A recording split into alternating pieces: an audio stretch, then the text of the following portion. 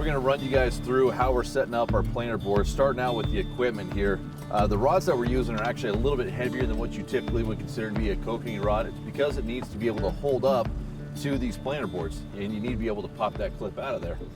Second is the line. We're running 12-pound maximum fluorocarbon on these, and I was running 8-pound ultra green on the other Kokanee rods, but 8 pounds probably going to be a little bit too light, so we got the 12-pound fluorocarbon back to our Dodger and then to our gear that we've been using here for the last couple of days.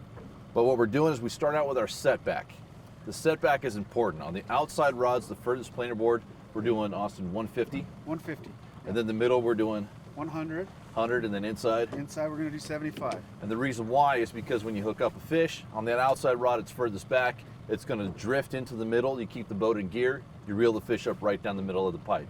Also, when we do hook up and we need to get gear back out, you can drop it straight down the middle, let the planer board catch, and swing it back outside the rest of the spread. So having everything at different distances, furthest out, longest drop back, longest amount of line out to the side to keep it furthest away from the boat, then middle, then closest. So again, getting out here to 150, and then 100, and then 75. So almost there. Then we'll show you guys how we clip on these planer boards here. So this is a quick release clip on the front, and this is your pull point. So this is what's going to create the angle that brings it out away from the boat. This is an adjustable clip, so you can use braided line in it. It works really well. It releases like a downrigger clip.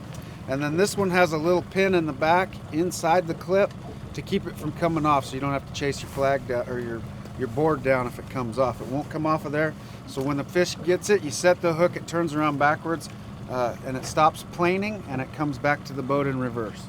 Right, and then you actually have like a little flag system on there too, like yeah, an this aftermarket deal. It has the tattletale flag, they call it.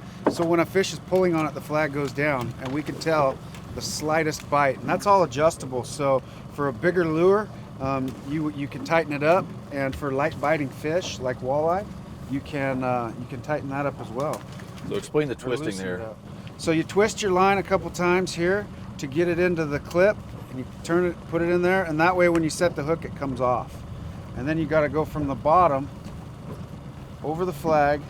You put a little loop in the line so that there's a little travel in this so that you can see the flag. And then you just clip it over the line. It's ready to go. And again, when the fish bites, the flag will drop. You set the hook, comes out of this front clip. So there's a little pin in this red clip, so that way the line will never come out of there, so the board stays attached. All right, let's let this one out. This is the furthest one outside. So we want this one how far out? We're gonna do that one, total number, 270. 270, okay. This is a little bit time consuming getting it out, but I'll tell you what, going from fishing downriggers where you maybe get a 10, 12 foot wide swath between the boom and the width of the boat, to now 60, 80 foot wide swath, you're covering water. You're getting in front of more fish.